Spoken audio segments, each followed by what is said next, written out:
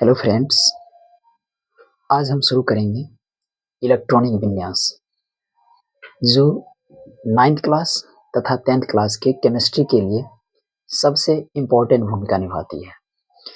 इसका प्रयोग कहीं न कहीं आप ये देखिएगा कि 9th class, 10th class, 11th class और 12th क्लास चारों में डायरेक्टली या इनडायरेक्टली रूप से हो जाती है।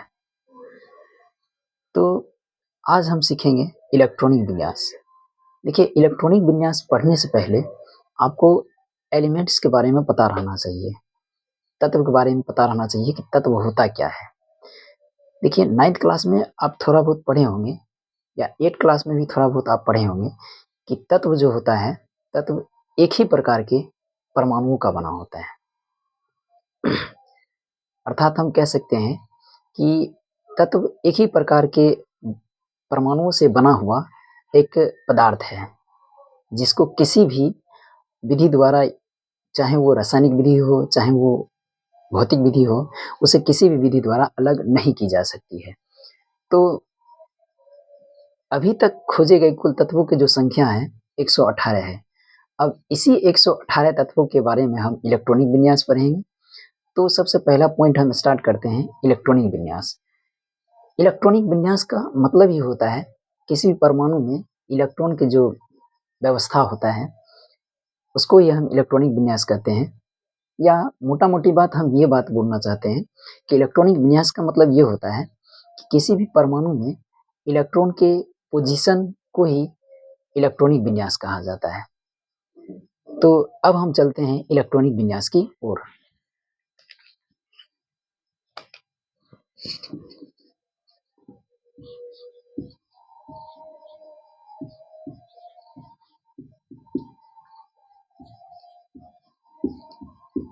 इलेक्ट्रॉनिक कॉन्फ़िगरेशन,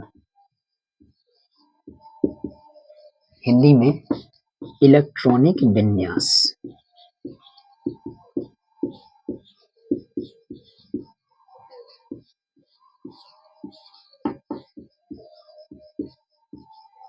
इलेक्ट्रॉनिक विन्यास।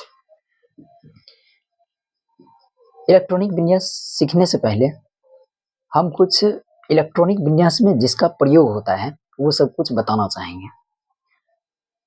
इसके लिए एक ट्रिक का प्रयोग करते हैं। पहले 1 to 7 तक एक काउंटिंग लिखते हैं, देन उसके बाद हम उसमें सब सेल की संख्या फिलअप करते हैं, जैसे कि कुछ इस प्रकार है 1 2 3 4 5 6 7। फिर हम 2 से स्टार्ट करते हैं 3 4 5 6 7। फिर हम 3 से स्टार्ट करते हैं 3 4 5 6 7। फिर हम 4 से स्टार्ट करते हैं 4 5 6 7। इसके बाद हम सभी में उपकक्षों की संख्या बढ़ना शुरू करते हैं। जैसे कि आप जानते होंगे उपकक्षों की संख्या 4 होती है, S, P, D तथा F। तो पहले में हम पहले रो में S को फिलअप कर देंगे, दूसरे रो में P को फिलअप करेंगे, तीसरे रो में D को फिलअप करेंगे, चौथे रो में हम F को फिलअप करेंगे। जैसे कि S S S, ये दूसरे में हम P को फिलअप करेंगे, P P, इस तरह करके फिल कर देंगे। तीसरे में D को फिल करेंगे और चौथे में F को फिल करेंगे। ये एक ट्रिक है बस, और कुछ नहीं। इसको हम एक सेपरेटली विभाजित करने के लिए एक रो से अच्छा ढंग से दर्शाने की कोशिश करते हैं।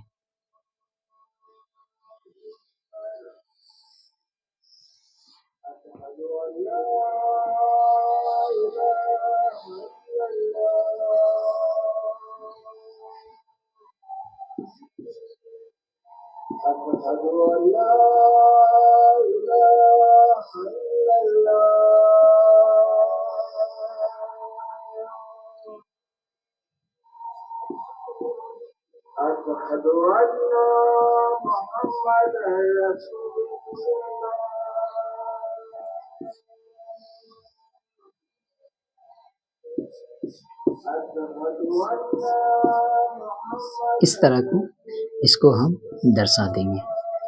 अब इसको हम कॉर्नर से कटिंग करने की प्रक्रिया करेंगे, जैसे कि कुछ इस प्रकार, पहला, दूसरा, तीसरा, चौथा, पांचवा, छठा, सातवां, आठवां, नौवां और 10वां। अब आपको एक बात हमेशा ध्यान रखना पड़ेगा, इस एरो चिन्ह को आपको देखना पड़ेगा, ये एरो चिन्ह किधर से चलकर किस ओर कट कर रही है, उधर से ही हम लिखना शुरू करेंगे। जैसे कि मान लीजिए फर्स्ट एरो ये है, सेकेंड ये है, थर्ड ये है, फोर्थ ये है, फोर्थ ये, 6, 7, 8, 9, 10 और 11 ये है। इसको हम अब लिखना शुरू करेंगे। जैसे कि फर्स्ट एरो में देखिएगा केवल 1s कटा है, तो हम यहाँ पर लिखेंगे 1s, यहाँ पर लिखेंगे 1s। दूसरा में 2s, तो 2s लिख दिए। तीसरा में देखिएगा पहले कटा है 2p, देन उसके बाद 3s, तो पहले लिखेंगे 2p, देन उसके बाद 3s। उसके बाद देखिएगा चौथा में पहले कटा है 3p, फिर कटा है 4s, तो 4s लिखेंगे। और उसके बाद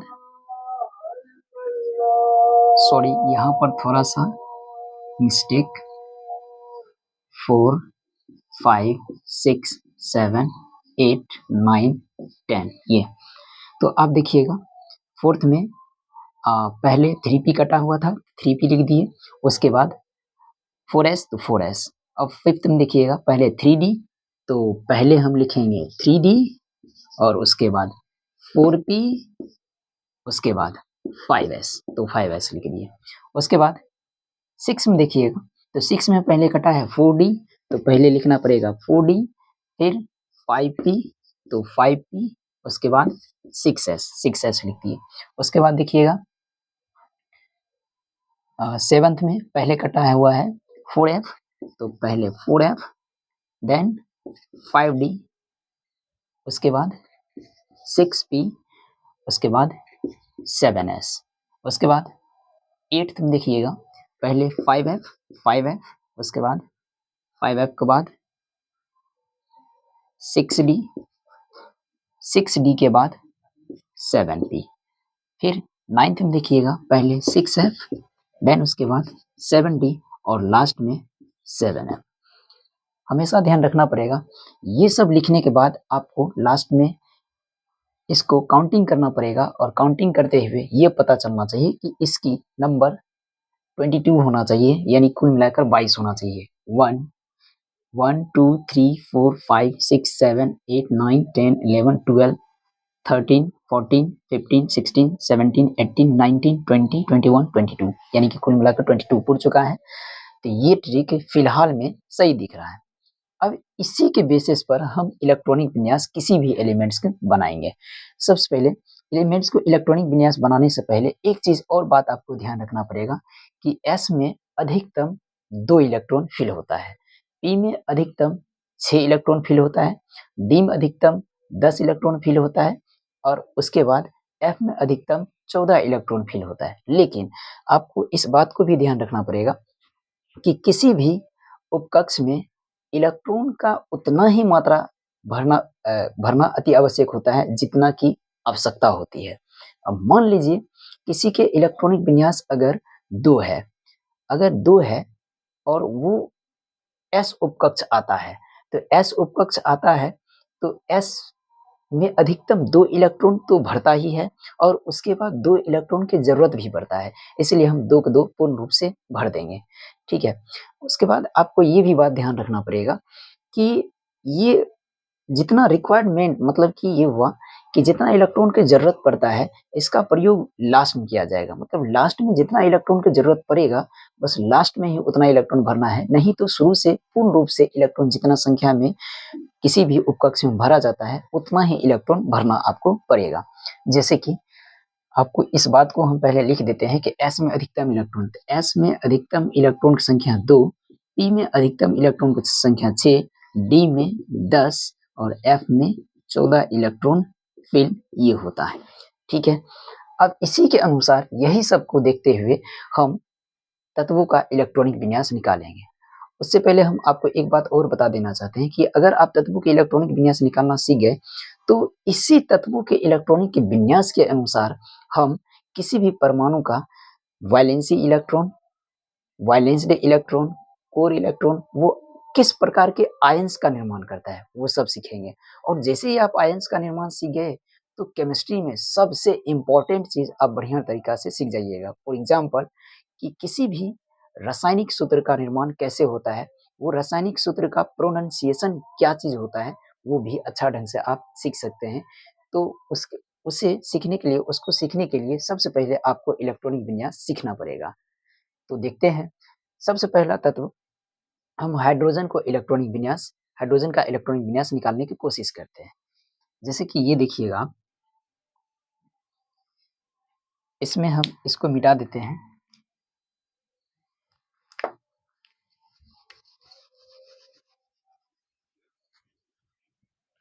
जैसे मान लीजिए कि ये हाइड्रोजन है, ये हाइड्रोजन है। हाइड्रोजन का परमाणु संख्या 1 होता है, ये आप लोग जानते हैं। अब आप लोग ये भी जानते हैं कि हाइड्रोजन का परमाणु संख्या 1 होता है और हमेशा परमाणु संख्या प्रोटॉन की संख्या इलेक्ट्रॉन की संख्या के बराबर होता है।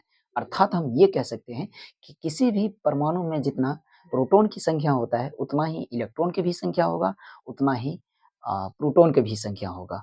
यहाँ पर हमें मेनली रूप से ये समझना है कि हाइड्रोजन में इलेक्ट्रॉन की संख्या और प्रोटॉन की संख्या बराबर होता ही है, उसके साथ-साथ परमाणु संख्या भी बराबर होता है। तो हमें केवल परमाणु संख्या और इलेक्ट्रॉन की संख्या को लेकर चलना है। तो यहाँ पर अब इलेक्ट्रॉनिक विन्यास इसको निकालने की कोशिश करते हैं। तो आपको पता रहना चाहिए कि इसमें परमाणु संख्या परमाणु संख्या परमाणु संख्या इसको हम Z से डिनोट करते हैं। परमाणु संख्या इस हाइड्रोजन का 1 होता है, अर्थात इसमें number of electron number of electron कितना होना चाहिए? 1 ही होना चाहिए। क्यों? क्योंकि आप जानते हैं Z बराबर P बराबर E। क्यों? Z बराबर P बराबर E से आप ये देख सकते हैं कि जितना परमाणु संख्या होगा उतना ही प्रोटॉन की संख्या होगा, उतना ही इलेक्ट्रॉन की संख्या होगा। और इलेक्ट्रॉनिक विन्यास जो होता है वो हमेशा इलेक्ट्रॉन की संख्या का ही ज्ञात की जाती है। तो यहाँ पर इलेक्ट्रॉन की संख्या है 1, इसलिए हम इलेक्ट्रॉनिक विन्यास भी निकालेंगे तो 1 इलेक्ट्रॉन के लिए निकालेंगे। अब जो पहले नंबर में यहाँ पर जो कट हुआ है उसको हम पहले लिखने की कोशिश करते हैं। तो पहले नंबर में कटा हुआ है 1s, तो यहाँ पर लिखेंगे 1s। अब इसमें देखिएगा एक ही उपकक्ष है, एक ही सबसेल है और इसमें आपको ये भी देखना पड़ेगा कि कितना इलेक्ट्रॉन है। तो इसमें कुल मिलाकर इलेक्ट्रॉन की संख्या है 1 और भरना पड़ेगा भी हमको 1। तो इसका मतलब आपको ये देखना है कि इसमें कुल मिलाकर इलेक्ट्रॉन की संख्या 1 है, तो इसमें भरना पड़ेगा 1। लेकिन इसमें कुल अधिकतम इलेक्ट्रॉन अधिक से अधिक कितना भरा सकता है? तो 2। लेकिन आपको ये भी तो पता है ना कि किसी भी सबसेल में अधिकतम से अधिकतम जितना है वो तो भराता ही है, लेकिन कम से कम उससे, जैसे कि अगर 2 है तो 2 में कम से कम तो 1 भी तो भर सकता है ना। इसलिए इसमें हम 2 का स्थान पर 1 ही भरेंगे क्योंकि हमें 1 इलेक्ट्रॉन की ज़रूरत ही है, इसलिए हम 1 इलेक्ट्रॉन भरेंगे। तो ये हो गया 1 इलेक्ट्रॉन। हमेशा ध्यान रखिएगा कि यहाँ पर जो ये SPDF जो लिखा जाएगा और उसके सिर पर जो सिर पर लिखा जाएगा ऊपर में, वो हमेशा इलेक्ट्रॉन की संख्या को दर्शाता है। ठीक है? तो यहाँ पर इलेक्ट्रॉन की संख्या 1 भर दिए। यही हो गया इसका इलेक्ट्रॉनिक विन्यास। अगर आपसे पूछा जाए कि हाइड्रोजन का इलेक्ट्रॉनिक विन्यास क्या होता है, तो आप 1s1 बोल सकते हैं। नहीं तो आप फाइनली अगर हाइड्रोजन का इलेक्ट्रॉनिक विन्यास पूछा जाए तो आपको अंतिम में उसमें कितना इलेक्ट्रॉन भरा गया है, किस किस रूप में व्यवस्थित है, क्योंकि आपको पहले हम बता चुके हैं कि इलेक्ट्रॉनिक का विन्यास मतलब ही होता है, इलेक्ट्रॉनिक विन्यास का मतलब ये होता है कि किसी भी परमाणु में इलेक्ट्रॉन की स्थिति क्या है, पोजीशन क्या है, अर्थात किस कक्ष में कितनी संख्या में भरा हुआ है। तो यहाँ पर ये बात जो है स्पष्ट रूप से पता चल रहा है कि एक इलेक्ट्रॉन जो है यहाँ पर ये इसका इस परमाणु में एक इलेक्ट्रॉन की स्थिति हुआ। ये हो गया इसका इलेक्ट्रॉनिक विन्यास। अब मान लेते हैं कि हीलियम का इलेक्ट्रॉनिक विन्यास निकालते हैं। तो हीलियम का इलेक्ट्रॉनिक विन्यास निकालने के लिए सबसे पहले इसका हम परमाणु संख्या देखेंगे, देन उसके बाद क्या करेंगे, तो इलेक्ट्रॉन की संख्या। तो इसका Z बराबर जो होता है वो होता है 2, यानी परमाणु संख्या 2। तो इलेक्ट्रॉन की भी संख्या कितना होना चाहिए, 2 ही होता है। इसका मतलब ये हुआ कि हम इसका जो इलेक्ट्रॉनिक विन्यास निकालेंगे वो कुल मिलाकर 2 इलेक्ट्रॉन के लिए निकालेंगे। तो 2 इलेक्ट्रॉन के लिए निकालेंगे तो हमेशा आपको पहले कट से ही लिखना पड़ेगा। तो पहले कट में कौन है, 1s, तो 1s लिख दिए। अब इसमें हमें कितना इलेक्ट्रॉन की ज़रूरत है, 2 इलेक्ट्रॉन की। और आपको ये भी पता है कि अधिकतम s में 2 इलेक्ट्रॉन ही भरता है, तो इसलिए हम इसमें क्या कर देंगे, 2 ही इलेक्ट्रॉन को भर देंगे। तो 2 इलेक्ट्रॉन इसमें फिल कर दिए। अब यहाँ पर देखिएगा इसमें इलेक्ट्रॉन की संख्या 2 है, इसमें भी इलेक्ट्रॉन की संख्या 2 पुर गया है। तो इसका मतलब ये भी इलेक्ट्रॉनिक विन्यास इसका पूरा हो चुका है। तो फाइनली हम ये लिख देंगे कि इसका इलेक्ट्रॉनिक विन्यास इस पर जो लिखा हुआ है, अब फाइनली यहाँ पर 2 लिख देंगे। ये हो गया इसका इलेक्ट्रॉनिक विन्यास। ठीक है, अब थोड़ा अधिक परमाणु संख्या वाले एलिमेंट का इलेक्ट्रॉनिक विन्यास निकालते हैं। जैसे कि हम मान लेते हैं कि सोडियम का इलेक्ट्रॉनिक विन्यास निकालना चाहते हैं। तो सोडियम के इलेक्ट्रॉनिक विन्यास निकालने के लिए सबसे पहले सोडियम का परमाणु संख्या पता रहना चाहिए। देखिए ये हुआ सोडियम। सोडियम का परमाणु संख्या जो होता है वो होता है 11।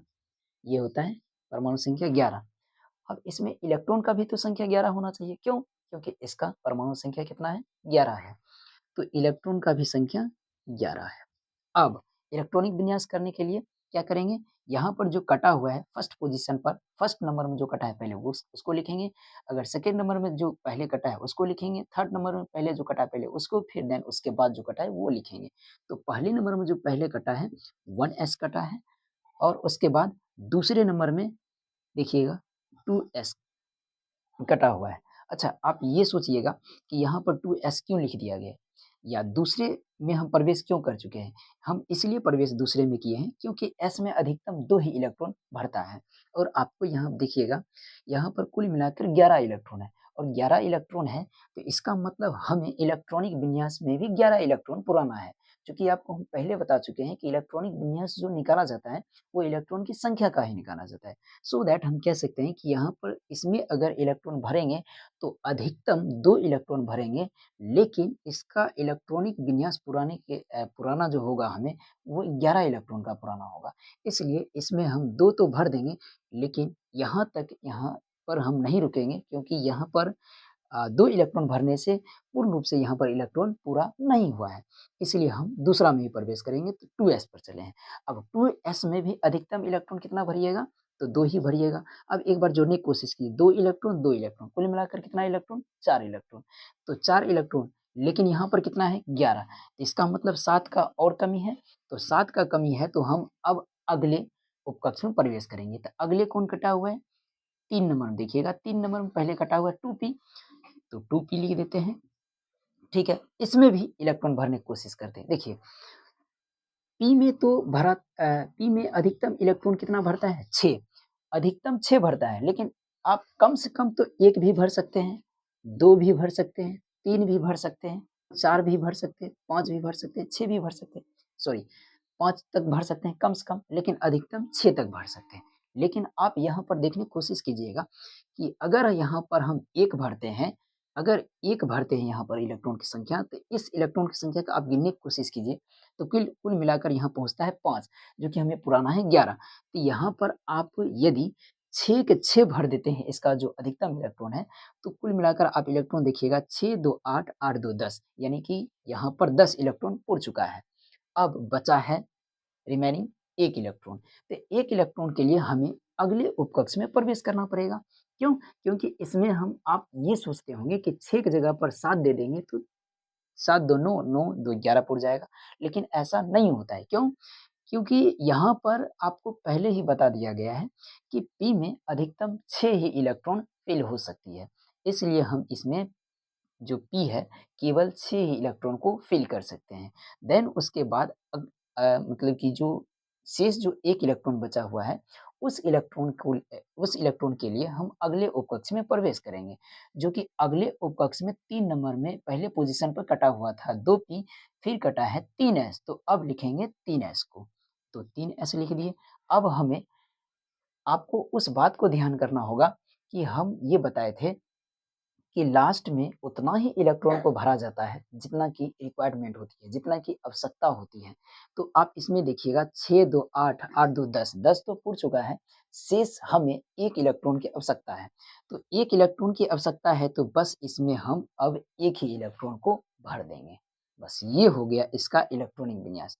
लेकिन आपको यहीं तक इसको नहीं छोड़ना है, क्योंकि आपके एग्जाम में कुछ इस फॉर्मेट में पूछा जाता है कि आपको पूछा जाएगा कि सोडियम का इलेक्ट्रॉनिक विन्यास क्या होता है, तो इस तरह करके लिखना पड़ेगा 2 8 1। अब ये कैसे आया है तो अभी पता चलेगा। देखिएगा इसमें आपको कुल मिलाकर कितना उपकक्ष दिखाई दे रहा है। देखिए ये जो SPDF जो लिखे हैं ये क्या है, आपका उपकक्ष है। क्या है? उपकक्ष, यानी कि सबसेल है। ये आपका सबसेल है, ठीक है। तो इसमें कुल मिलाकर आप देखिएगा यहाँ से यहाँ तक इलेक्ट्रॉनिक विन्यास निकालने में कितने सबसेल का प्रयोग हुआ है, तो कुल मिलाकर इसमें देखिएगा SSES, मतलब भले ही ये 4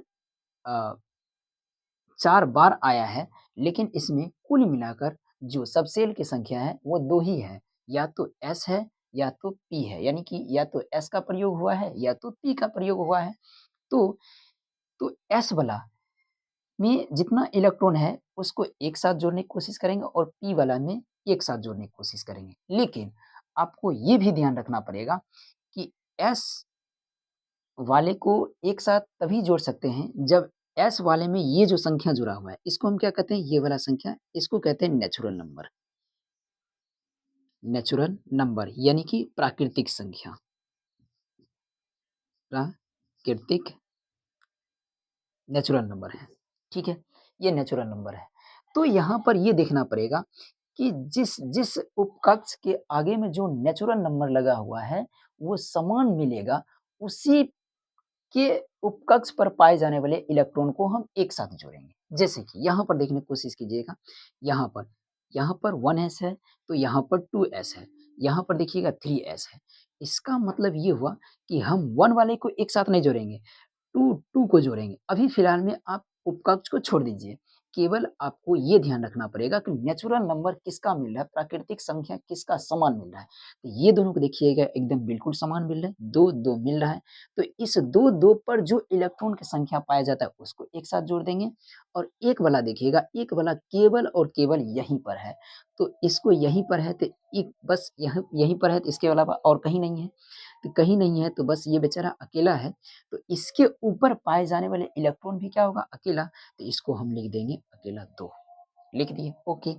अब दूसरा नंबर में देखिएगा, दूसरा नंबर में 1-2 वाले यहाँ पर हैं, 1-2 वाले यहाँ पर हैं, ठीक है, और इस पर पाए जाने वाले इलेक्ट्रॉन ये 6, ये 2, तो ये दोनों को क्या कर देंगे, जोड़ देंगे। क्यों? क्योंकि ये दोनों एक समान है, 2-2 मिल रहा है, तो इस पर पाए जाने वाले इलेक्ट्रॉन भी एक साथ जुटेगा, तो 2 + 6 कितना हो जाएगा, 8, ये हो गया।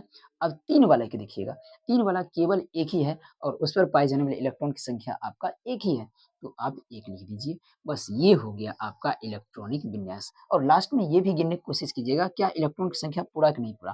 देखिएगा 2, 8, 10 और 1 11, इसका मतलब ये इलेक्ट्रॉन की संख्या यहाँ भी है 11 और उसके बाद यहाँ भी 11, इसका मतलब ये हुआ कि ये इलेक्ट्रॉनिक विन्यास अब सही है, ठीक है। ठीक उसी प्रकार हम अगला भी कुछ बताने की कोशिश करते हैं। जैसे कि हम मान लेते हैं कि एक एल्यूमीनियम लेते हैं, ठीक है, एल्यूमीनियम।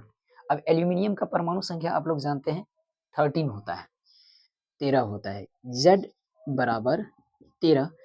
दैट्स वाई हम ये कह सकते हैं कि अगर इसका परमाणु संख्या है, एटॉमिक नंबर 13 है, तो इसमें इलेक्ट्रॉन की भी संख्या कितना होना चाहिए, 13 ही होना चाहिए। तो अब जो इलेक्ट्रॉनिक विन्यास निकालना पड़ेगा हमें, वो कितने इलेक्ट्रॉन की निकालना पड़ेगा, 13 इलेक्ट्रॉन की। तो देखिए शुरू में पहले कौन कटा है, 1s, इसमें इलेक्ट्रॉन को भरते जाएंगे, 1s2, फिर 2s, इसमें अधिकतम इलेक्ट्रॉन 2 क्यों?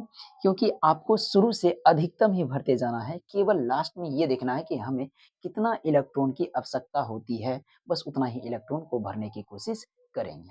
ठीक है, गिनते भी जाएंगे, 2 इलेक्ट्रॉन 2 इलेक्ट्रॉन 4 इलेक्ट्रॉन, अब बचा हुआ है 9 इलेक्ट्रॉन। तो इसके लिए हमें अगले उपकक्ष में जाना पड़ेगा। तो अगले उपकक्ष अब यहाँ से शुरू होता है, तो यहाँ से 2p है तो 2p लिख देंगे। अब 2p में अधिकतम इलेक्ट्रॉन 6, फिर से गिन लेते हैं, 2 6 8 8 2 10, अब बचा है 3। फिर उसके लिए हम चलते हैं अगले उपकक्ष में, 3s 3s। अब s में कितना इलेक्ट्रॉन अधिकतम भर सकते हैं? 2, तो 2 भर दिए। फिर से गिन लेते हैं, 2 2 4 4 6 10 10 2 12, अब बचा हुआ है 1। 1 के लिए हम आगे चलते हैं, 3s के बाद उसके बाद 3p है। क्या है? 3p। ठीक है, तो 2p यस 3p है। अब इसमें इलेक्ट्रॉन कितना आवश्यकता है? केवल एक ही इलेक्ट्रॉन, तो एक इलेक्ट्रॉन इसमें क्या कर देंगे? भर देंगे। अब आपको फिर से वही बात लिख देना पड़ेगा, इसी तरह लिखना पड़ेगा। एक वाला पर देखिएगा कुल मिलाकर कितना इलेक्ट्रॉन? 2 इलेक्ट्रॉन, 2 इलेक्ट्रॉन लिख दिए। 2 वाला पर कितना इलेक्ट्रॉन है? 2 6 8, तो 8 लिख दिए। अब 3 वाला पर देखिएगा, आपको हम पहले बता चुके हैं, ये उपकक्ष नहीं देखना है कि उपकक्ष अलग-अलग है, आपको ये देखना पड़ेगा कि उसके साथ जो नेचुरल नंबर जो जुड़ा हुआ है, क्या वो समान है? तो उसमें डिफरेंट वे में अगर कोई उपकक्ष भी है, सबसेल भी है, तो उससे आपको मतलब नहीं रखनी है, केवल इसको देखना है। यहाँ पर ये 3 है, इसका मतलब ये मिल रहा है, तो इसके उपकक्ष में पाए जाने वाले इलेक्ट्रॉन को भी क्या कर देंगे? एक साथ हम जोड़ देंगे। तो इसके उपकक्ष में एक जगह पर 2 इलेक्ट्रॉन है, एक जगह पर 1, तो कुल मिलाकर कितना हो जाएगा? 3। ये हो गया इसका इलेक्ट्रॉनिक विन्यास। ठीक है, अब थोड़ा और हम आगे की ओर बढ़ते हैं। जैसे कि मान लीजिए कि आपको कभी पोटेशियम का पूछ दिया जाए, ठीक है? या मान लीजिए कि आपको कैल्शियम ही पूछ दिया जाए। अब कैल्शियम के इलेक्ट्रॉनिक विन्यास करने के लिए हम क्या करेंगे? सबसे पहले उसका परमाणु संख्या पता करना पड़ेगा। तो परमाणु संख्या जो होता है इसका, वो होता है आपका 20, और तो इसमें इलेक्ट्रॉन का भी संख्या कितना होना चाहिए? 20 ही होगा। तो Z बराबर E बराबर यहाँ पर कितना है? 20। तो 20 इलेक्ट्रॉन के लिए हम क्या करेंगे? यहाँ पर इलेक्ट्रॉनिक विन्यास गणना करेंगे। तो फिर से उसी प्रकार आप लिख दीजिए पहले नंबर से ही, पहले 1s कटा है तो 1s, इलेक्ट्रॉन भी भरते चलिए, वो भी मैक्सिमम नंबर। क्यों? क्योंकि शुरू से अधिकतम नंबर ही भरा जाता है, 1s2, लेकिन कुछ को छोड़कर, जैसे हाइड्रोजन को छोड़कर, 1s 2s2 2p6 3s2 3p6। एक बार गिन लेते हैं, 2 2 4 4 6 10 10 2 12 12 6 18, 18 तक पुर गया है। अब हमें कितने इलेक्ट्रॉन की आवश्यकता है या रिक्वायरमेंट है? मात्र 2 इलेक्ट्रॉन की। तो 3p देखिएगा, यहाँ तक तो हम लिख दिए हैं। उसके बाद अब इसमें और इलेक्ट्रॉन नहीं भर सकते हैं। क्यों? क्योंकि p में अधिकतम जो इलेक्ट्रॉन भरा जाता है वो केवल और केवल 6 ही भरा जाता है। तो अब और 2 इलेक्ट्रॉन की आवश्यकता पूरा करने के लिए हम अगले उपकक्ष में प्रवेश करेंगे। जैसे कि अब जो है इसके बाद ये कटा हुआ है, तो लिखेंगे 4s। 4s अधिकतम 2 इलेक्ट्रॉन भरता है और हमें 2 इलेक्ट्रॉन की आवश्यकता ही है, इसलिए इसमें 2 ही इलेक्ट्रॉन को हम भर देंगे। ठीक है, अब फिर से इसी पोजीशन में लिखना चाहेंगे, तो एक वाला में कितना इलेक्ट्रॉन है? 2, और 2 वाला में देखिएगा 8, 3 वाला में पुनः 8, और फिर 4 वाला नया आ गया है, तो इसको हम इस पर अलग लिख देंगे। एक बात आप यहाँ ऑब्जर्व करते होंगे कि पहले जो कक्ष है, ये कक्ष की संख्या कितना होता है, ये ज़रूर हम बताएँगे, लेकिन उससे पहले हम इलेक्ट्रॉनिक विन्यास निकालना सीखते हैं। कि पहले कक्ष में देखिएगा 2 इलेक्ट्रॉन है, इसका मतलब हर एक एलिमेंट के प्रथम जो कक्ष होगा, उसमें 2 ही इलेक्ट्रॉन, केवल और केवल 2 ही इलेक्ट्रॉन फिल होगा। इस बात को आपको ध्यान रखना पड़ेगा। ऐसा एग्ज़ाम में पूछा भी जाता है कि मान लीजिए कि सोडियम है, तो सोडियम का प्रथम कक्ष में कितना इलेक्ट्रॉन फिलअप होगा? तो हमेशा आपको रखना पड़ेगा कि हाइड्रोजन को छोड़कर अदर जितना भी एलिमेंट है, सभी के प्रथम कक्ष में जो होता है इलेक्ट्रॉन की संख्या, वो 2 ही होता है। ठीक है? तो ये हो गया इसका इलेक्ट्रॉनिक विन्यास। लेकिन ये सब जो अभी इलेक्ट्रॉनिक विन्यास आप सीखे हैं, ये सभी इलेक्ट्रॉनिक विन्यास में कहीं न कहीं देखिएगा सेम रूल से ही बना है। मतलब जिस तरह लिखा हुआ है, किसी प्रकार के इलेक्ट्रॉनों का स्थानांतरण नहीं हुआ है। लेकिन कुछ इसमें अपवाद है, जैसे कि क्रोमियम और उसके बाद कोबाल्ट। ठीक है? ये दोनों के इलेक्ट्रॉनिक विन्यास में अपवाद है। इस दोनों के इलेक्ट्रॉनिक विन्यास में इलेक्ट्रॉनों का स्थानांतरण होता है। लेकिन हम सबसे पहले ये बात बताना चाहेंगे कि जो अपवाद है और उसका जो मुख्य रीज़न है, वो हम कोई हार्ड या सॉलिड जो कहिएगा कि मतलब कि जो रीज़न बताया जा रहा है वो एकदम 100% सही है, ये हम कदापि नहीं कह सकते हैं। क्यों? क्योंकि हम केवल यहाँ पर 2 बताने वाले हैं, क्योंकि आपके 9th और 10th लेवल तक में मे भी हो सकता है कि 2 ही एक्सेप्शन एग्ज़ाम में पूछा भी जाता है और इसी दोनों का प्रयोग भी होता है। लेकिन आप 11th और 12th क्लास में जाकर पढ़िएगा, तो मे भी हो सकता है कि आपको अलग एलिमेंट्स में भी एक्सेप्शन रूल दिखाई दे, वहाँ पर लेकिन इस रूल का पालन नहीं होता है जो यहाँ पर बताया जाएगा, वहाँ पर अलग-अलग रूल होता है। इसका मतलब हम ये कह सकते हैं कि अगर कुछ एलिमेंट्स आगे चल के एक्सेप्शन रूल को पालन करता है, अलग-अलग अगर तत्व एक्सेप्शन रूल को पालन करता है, तो हर एक एक्सेप्शन इलेक्ट्रॉनिक विन्यास को पालन करने वाला जो तत्व होगा उसमें अलग-अलग रूल ही लगता है, ठीक है? तो इसी रूल को आप 100 परसेंटाइल सही नहीं समझिएगा, ओके? अब हम चलते हैं एक्सेप्शन जिस इलेक्ट्रॉनिक विन्यास में पाया जाता है, उसका हम एग्ज़ाम्पल लेते हैं। फॉर एग्ज़ाम्पल जैसे क्रोमियम लेते हैं। लेकिन उससे पहले हम ये बता देना चाहते हैं कि कभी भी इलेक्ट्रॉनिक विन्यास का एक्सेप्शन जो होता है, अपवाद, वो होता है आपका 4s2 अगर किसी भी इलेक्ट्रॉनिक विन्यास के लास्ट 2 उपकक्ष या सबसेल की व्यवस्था 4s2 और उसके बाद 3d या मान चलिए कि इस तरह का रहेगा s2 और उसके बाद d9 s2d9 ठीक है, इस तरह का रहेगा या मान चलिए क्या कि कहीं लिखा रहेगा s2d4 अगर इस तरह लिखा हो तो हमेशा ध्यान रखिएगा कि एक इलेक्ट्रॉन इसमें से निकलकर इसमें चला आता है, तो देन उसके बाद क्या प्राप्त हो जाएगा, एक इलेक्ट्रॉन इसमें से निकलकर इसमें आएगा, तो s में तो केवल बचेगा एक इलेक्ट्रॉन, लेकिन d में कितना इलेक्ट्रॉन हो जाएगा, 10 इलेक्ट्रॉन। अब इसमें भी s में से एक इलेक्ट्रॉन इसमें आएगा, तो s में तो बचेगा एक इलेक्ट्रॉन, तो d में कितना इलेक्ट्रॉन हो जाएगा, 5। अब ये क्यों हुआ, तो हम इलेक्ट्रॉनिक विन्यास जब बताएंगे तो बताने वाले हैं। चलिए अब चलते हैं एक्सेप्शन रूल। मान लीजिए कि आपको क्रोमियम का कभी इलेक्ट्रॉनिक विन्यास पूछा जाए, ठीक है? तो क्रोमियम का इलेक्ट्रॉनिक विन्यास निकालने के लिए पुनः आपको क्या करना पड़ेगा, इसका परमाणु संख्या ढूँढना पड़ेगा। अब परमाणु संख्या इसका जो होता है यानी कि Z बराबर जो होता है, वो होता है 24, ठीक है? तो इसका इलेक्ट्रॉन के भीतर संख्या कितना होना चाहिए, 24 ही होगा। कितना होगा, 24 ऑब्वियसली। अब इसके लिए हम पहले इलेक्ट्रॉनिक विन्यास निकालते हैं। तो जिस तरह हम लिखते थे, पहले नंबर में जो कटा है पहले उसको लिखते हैं 1s, फिर दूसरे नंबर में 2s, इलेक्ट्रॉन भरते चलेंगे 1s2, 2s2, 2p, 6, 3s2, 3p, 6, 4s2 और उसके बाद अच्छा देख लेते हैं एक बार इलेक्ट्रॉन संख्या 2, 2 4, 4 6 10, 10 2 12, 12 6 18, 18 2 20, ठीक है? कुल मिलाकर इलेक्ट्रॉन की जो अब आवश्यकता है हमें, वो है 4 इलेक्ट्रॉन की। तो 4 एस तक तो ठीक है, अब इसमें हम और इलेक्ट्रॉन भर नहीं सकते हैं, तो इसके लिए हम क्या करेंगे, अगले उपकक्ष में प्रवेश करेंगे। तो अगला क्या है, 3d, तो 3d ये रहा। अब d में कितना अधिकतम इलेक्ट्रॉन भरता है, 10, कितना भरता है, 10, लेकिन यहाँ पर चूंकि हमें 4 इलेक्ट्रॉन की आवश्यकता है, इसलिए इसमें कितना इलेक्ट्रॉन फिलअप करेंगे, 4। लेकिन एक चीज आपको यहाँ पर और ध्यान देना है कि इसके आगे में यानी कि इस उपकक्ष के आगे में 2 लगा हो, 1 लगा हो, 3 लगा हो, 4 लगा हो, उससे आपको मतलब नहीं है, उससे बिल्कुल मतलब नहीं रखना है। केवल आपको ये पता रहना चाहिए कि यदि किसी भी परमाणु के अंतिम 2 कक्ष में या उपकक्ष में S2 और उसके बाद D9 की स्थिति बना हो या S2 या D4 की स्थिति बना हो, तो S उपकक्ष में से एक इलेक्ट्रॉन निकलकर D में प्रवेश करता है और इसमें भी S उपकक्ष में से एक इलेक्ट्रॉन निकलकर D में प्रवेश करता है, जिसके कारण क्या हो जाएगा कि S में एक इलेक्ट्रॉन की कमी और D में एक इलेक्ट्रॉन की क्या हो जाएगी, बढ़ोतरी हो जाएगी।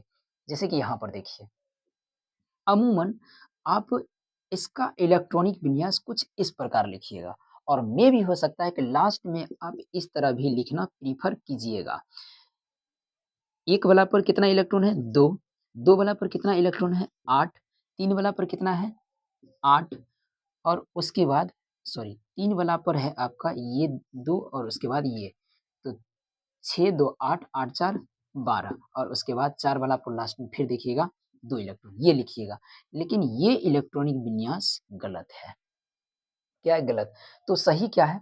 तो आप देखिए यहाँ पर लास्ट के 2 उपकक्ष में S2D4, क्या यहाँ पर S2D4 आ रहा है? बिल्कुल आ रहा है और हम आपको पहले बता चुके हैं कि S के आगे में क्या लगा हुआ है, 4 लगा हुआ है या 3 लगा हुआ है या 2 लगा हुआ है या 1 लगा हुआ है, इससे आपको मतलब नहीं रखना है। चाहे D में कुछ भी लगा हुआ है, उससे आपको मतलब नहीं रखना है। केवल ये देखना है कि S और D में, S में 2 इलेक्ट्रॉन और D में 4 इलेक्ट्रॉन है, तो इस नियम को वो पालन करेगा। तो इसका मतलब हम ये कह सकते हैं कि S में से एक इलेक्ट्रॉन निकलकर इसमें आएगा, D में आएगा, तो S में अब इलेक्ट्रॉन की संख्या कितना बचेगा? केवल 1 और D में कितना इलेक्ट्रॉन की संख्या बचेगा? इलेक्ट्रॉन की संख्या अब बच जाएगा यहाँ पर 5, केवल यहीं पर। ठीक है, तो इसको अब पुनः इलेक्ट्रॉनिक विन्यास के रूप में क्या लिख सकते हैं? 1s2, 2s2, 2p6, ये सब जिस तरह है सेम बाय सेम उसी तरह लिखा जाएगा, केवल इसमें परिवर्तन होगा। 2p6, 3s2, 3p6 और यहाँ पर अब होगा 4s1 और 3d5। अब आप एक बार इसको लिखने की कोशिश कीजिए किस तरह लिखाता है। तो एक वाला में देखिएगा 2 इलेक्ट्रॉन है, 2 वाला में 8, अब 3 वाला में देखिएगा एक यहाँ पर है, एक यहाँ पर है, एक यहाँ पर है। ठीक है, तो कुल मिलाकर 2 6 8 8 5 13, तो 13 ये हो गया और 4 वाला में केवल 1, तो ये हो गया इसका इलेक्ट्रॉनिक विन्यास। ठीक है, इसका ये इलेक्ट्रॉनिक विन्यास गलत है, लेकिन ये इलेक्ट्रॉनिक विन्यास इसका सही है। ठीक है, लेकिन आपको एक बात ध्यान रखना पड़ेगा कि कभी भी बोर्ड एग्जाम में ऐसा क्वेश्चन पूछा जाए तो आपको सेपरेटली भी हो सकता है पूछा जाए या सेपरेटली भी लिखना पड़ेगा। मतलब ये हुआ कि डी वाले को एक जगह लिखना पड़ेगा, डी वाले नहीं, 3 वाले को एक जगह लिखना पड़ेगा, 4 वाले को एक जगह लिखना पड़ेगा, 2 वाले को एक जगह लिखना पड़ेगा, जैसे कि अभी हम लिख देते हैं, फिर इसको लिख देंगे। ठीक है, तो 1s2, 2s2, 2p6, 3s2, 3p6 और उसके बाद एक 3 वाले यहाँ पर है, तो क्या हो जाएगा 3d5 और 4s1। अब आपको लास्ट में लिखना पड़ेगा वही, एक वाले पर 2 इलेक्ट्रॉन, 2 वाले पर 8 इलेक्ट्रॉन, 3 वाले पर 13 इलेक्ट्रॉन और 4 वाले पर 1 इलेक्ट्रॉन, ये हो गया आपका इलेक्ट्रॉनिक विन्यास। ठीक है, सेम बाय सेम इसी प्रकार आपका जो अपवाद आता है वो 29 नंबर 29 नंबर में जो पाया जाता है उसमें आता है। अब 29 नंबर में क्या है? तो 29 नंबर में जो आता है वो आता है Cu, कॉपर। ठीक है, कॉपर में भी सेम बाय सेम इसी प्रकार होता है, बस केवल इसमें ये 4s2 अवस्था था, तो इसमें उसमें आता है S2D9। अब इसमें हम ये बताना चाहेंगे कि ऐसा हुआ क्यों? ठीक है, मतलब S से एक इलेक्ट्रॉन निकलकर D में क्यों प्रवेश किया? देखिए ऐसा होता है कि किसी भी परमाणु में, देखिए किसी भी परमाणु के उपकक्ष में कितना इलेक्ट्रॉन है? 2, 6, 10, 14 है, मतलब ये पेयर में पाया गया है। और हमेशा ध्यान रखना पड़ेगा कि किसी भी परमाणु में जो कक्ष पाया जाता है उसमें इलेक्ट्रॉन जो भरता है वो पेयर रूप से भरता है। क्या होता है? पेयर रूप से, मतलब जोड़ा में भरेगा। मान लीजिए कि किसी परमाणु के पास एक कक्ष है, मतलब एक सिंपल लैंग्वेज में समझने की कोशिश करते हैं, तो एक कटोरा है, तो वो कटोरा में कितना इलेक्ट्रॉन भर सकते हैं? 2 इलेक्ट्रॉन। कितना भर सकते हैं? 2। अगर इलेक्ट्रॉन को भरना चाहेंगे तो सीधे या तो 2 इलेक्ट्रॉन भरेंगे और नहीं तो नहीं भरना चाहेंगे। लेकिन ऐसा माना जाता है कि किसी कंडीशन नहीं, मतलब इलेक्ट्रॉन को सही पोजीशन बनाने के लिए, सही तरीका से लिखने के लिए उसमें हाफ-हाफ इलेक्ट्रॉन भरा जाता है। जैसे मान लीजिए कि एक कटोरा ये हुआ किसी के पास है, तो इसमें कुल मिलाकर कितना इलेक्ट्रॉन भरेगा? 2। कितना भरेगा? 2। एक इस तरह, एक इस तरह। इसको जो है हम इलेक्ट्रॉनिक विन्यास से समझाने की कोशिश करते हैं एक बार।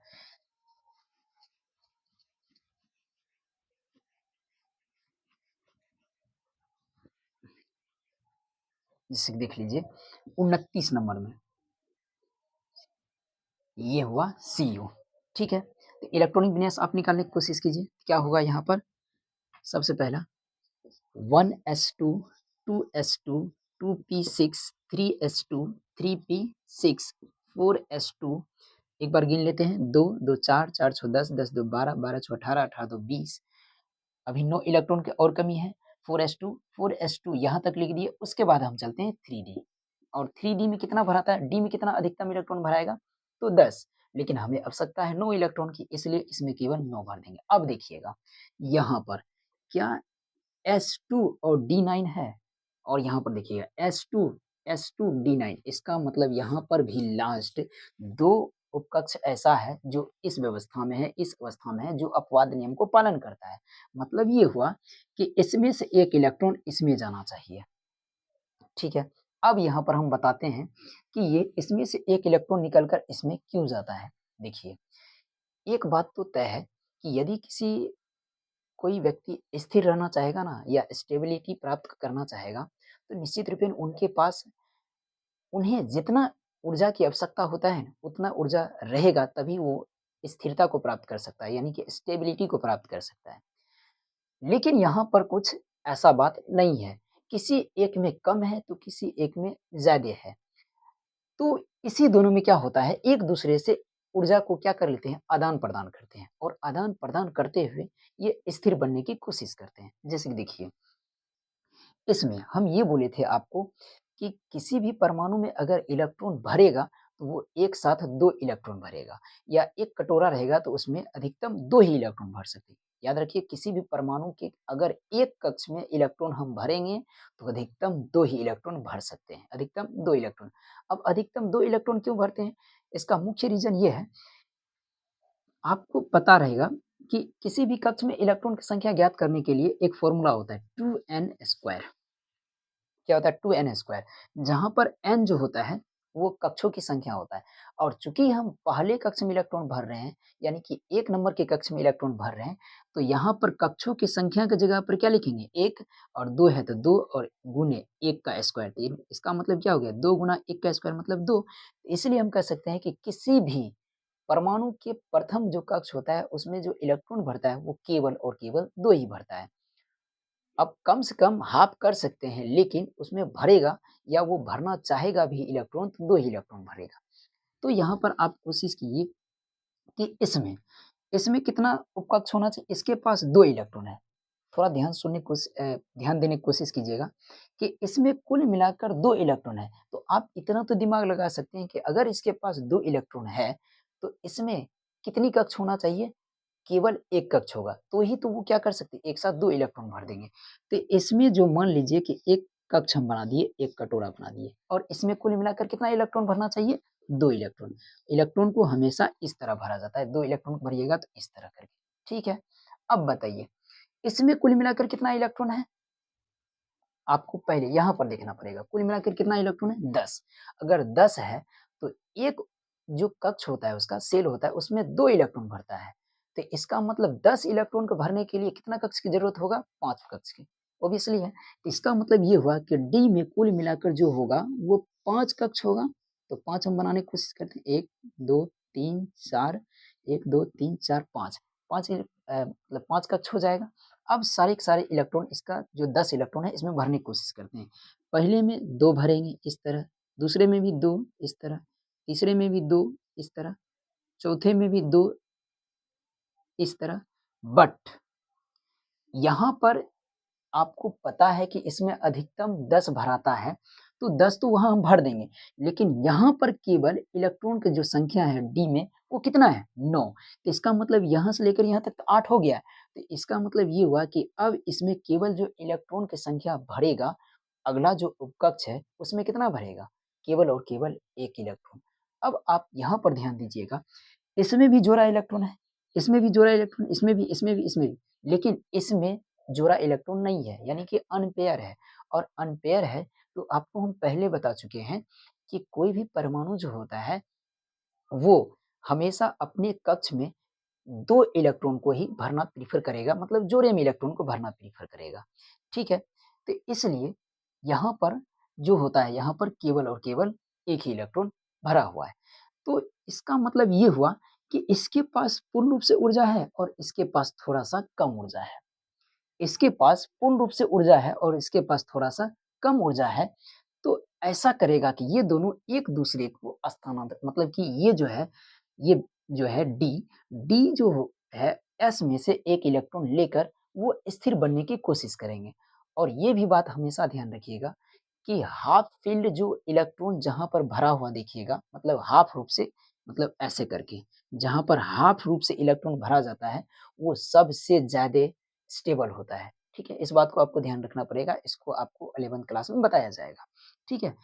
तो यहाँ पर इसका ऊर्जा इसके तुलना में कम है, जिस ऊर्जा को पूरा करने के लिए मतलब इसमें ऊर्जा को पूरा करने के लिए क्या किया जाता है, एस में से एक इलेक्ट्रॉन निकाल कर डी में प्रवेश कराया जाता है या एस में से एक इलेक्ट्रॉन निकल कर किसमें जाता है, डी में, ताकि डी जो उपकक्ष होगा उसके पास पूर्ण रूप से ऊर्जा हो जाए और वो क्या हो जाएगा, स्टेबल हो जाएगी।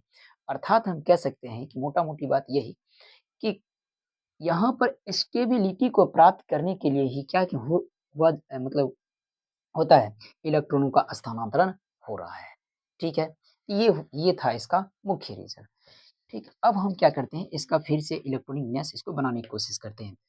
तो 2 था, 1 इलेक्ट्रॉन इसमें चला गया, फिर से इसको लिखने की कोशिश करेंगे तो 1s2, 2s2, 2p, 6, 3s2, 3p, 6, 4s अब जो बचेगा 1 बचेगा और उसके बाद डी में कितना चल जाएगा 10। एक बार इसको सेपरेटली लिख देते हैं मतलब डी को एक जगह सॉरी 3 वाले की एक जगह, 4 वाले की एक जगह, 2 वाले की एक जगह, यानी कि 1s2, 2s2, 2p, 6, 3s2, 3p, 6 और उसके बाद अब जो होगा 3d 10 और उसके बाद 4s1 अब लास्ट में लिख लीजिए 2 इस पर 8 इस पर कितना है 2 6 8 8 10 18 और उसके बाद 1 इलेक्ट्रॉन ये हो गया आपका इसका इलेक्ट्रॉनिक विन्यास क्रोमियम का।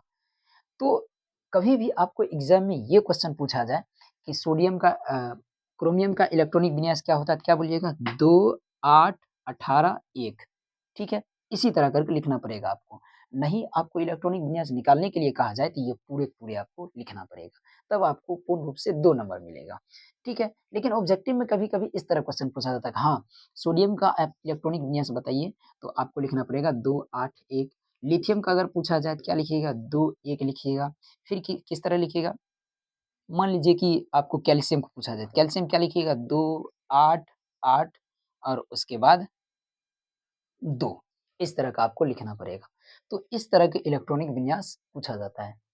हम इतना होप करते हैं कि इस इलेक्ट्रॉनिक विन्यास को समझाने के दौरान या जो भी समझाया गया है, आप बहुत ही अच्छे ढंग से समझ गए होंगे। अगर आप समझ गए होंगे, तो कमेंट में कुछ परमाणुओं का या कुछ एलिमेंट्स का इलेक्ट्रॉनिक विन्यास लिखिएगा। जैसे कि आपको पोटेशियम का इलेक्ट्रॉनिक विन्यास बताना है, ठीक है? सोडियम का इलेक्ट्रॉनिक विन्यास बताना है, क्रोमियम का इलेक्ट्रॉनिक विन्यास बताना है और उसके बाद कॉपर का बताना है इलेक्ट्रॉनिक विन्यास। तो ठीक है, मिलते हैं नेक्स्ट वीडियो के साथ। Okay, thank you.